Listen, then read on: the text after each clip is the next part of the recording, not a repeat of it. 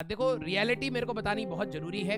आपको ये test actually में स्टार्टिंग से रेगुलर देने चाहिए थे, लेकिन अगर आपके टेस्ट में स्कोर नहीं आ रहा है तो घबराने वाली बात यहाँ पर नहीं है। रीजन बीइंग, अगर अगर अगर इसमें कंडीशन है कि अगर आपसे जो क्वेश्चन गलत हो रहे हैं वो पार्शियल इंफॉर्मेशन थी, आपको कहीं ना कहीं चैप्टर पता था या क्वेश्चन टॉपिक पता था, उन क्वेश्चंस को दोबारा से देखिए कि क्या गलती हुई। जब तक आप अपनी गलतियों से इंप्रूव नहीं करेंगे तब तक आपका स्कोर ऊपर नहीं जाएगा। सारे बच्चों को मैं यहाँ पर बोल रहा हूँ जिनके 70 मार्क आ रहे हैं, 100 मार्क आ रहे हैं, 130 आ रहे हैं, 120 आ रहे हैं, जो भी स्कोर है, आप सभी लोगों से नेगेटिव मार्किंग होती है। अगर आप अपने नेगेटिव मार्किंग को भी कंट्रोल कर लेंगे तो बिलीव मी, अगर आप सिर्फ और सिर्फ नेगेटिव मार्किंग को कंट्रोल कर लेंगे तो बिलीव मी 30-40 मार्क्स की ग्रोथ आपको डायरेक्टली मिल जाएगी। तो आप सभी लोगों को मैं बोलूंगा कि जब आप टेस्ट देते हैं तो टेस्ट का स्कोर देखो। कई बच्चे होते हैं जो टेस्ट को एज अ पनिशमेंट मानते हैं कि अगर मैं टेस्ट दूंगा तो मुझे पनिशमेंट मिलेगी। क्यों? क्योंकि मैंने काली करतूतें करी थी, पढ़ाई ढंग से नहीं करी, और घर वालों को ये प्रूफ मिल जाएगा कि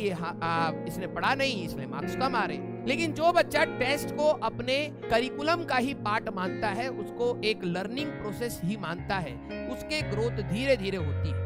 एक चीज मैं आप सभी लोगों को बताता हूँ कि जब आप पढ़ाई स्टार्ट करते हैं तो आपके मार्क्स ग्रोथ होते हैं और आपको स्टार्टिंग में लगता है कि यस मार्क्स आ रहे हैं, लेकिन एक टाइम के बाद मार्क्स सेचुरेट आउट करने लग जाते हैं। ठीक है, सेचुरेट आउट मींस आप एक पर्टिकुलर रेंज में फिक्स हो जाते हैं, उस रेंज से ना ही ऊपर जा रहे होते हैं और ना ही ज्यादा नीचे जा रहे होते हैं, आपका एक रेंज फिक्स हो जाता है। आपको अब लगता है कि वो ग्रोथ एक्सपोनेंशियली होती ही जानी चाहिए थी जब तक मेरे फुल मार्क्स नहीं आते। ऐसा नहीं होगा।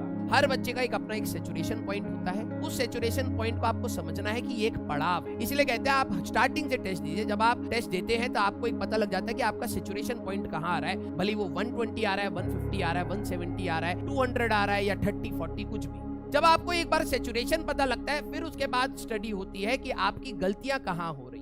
जो आप पढ़ के गए थे उसमें ऐसी कौन सी कमी थी कि जहां पर आप इंप्रूव कर सकते हैं। तो आप स्कोप ऑफ इंप्रूवमेंट देखते हैं कि कहां कहां पर इंप्रूव किया जा सकता है। भले ही वो कैलकुलेशन हो, भले ही वो फॉर्मूले हो, भले ही वो थ्योरी हो, भले ही वो डायग्राम्स हो, भले ही वो ग्राफ्स हो, कोई भी एक फ्रंट जहां से आपके क्वेश्चन ज्यादा गलत हो रहे हैं, आपको वो चीज एनालाइज करनी चाहिए और फिर आगे आने वाले टेस्ट में आपको ये बात पता होनी चाहिए कि आपके अंदर क्या कमी है। और फिर वो ये एक्सपेक्ट करते हैं कि जब हम पेपर में जाएं तो हमसे सारे क्वेश्चन सॉल्व हो जाएं और हमसे कोई कैलकुलेशन एरर ना हो।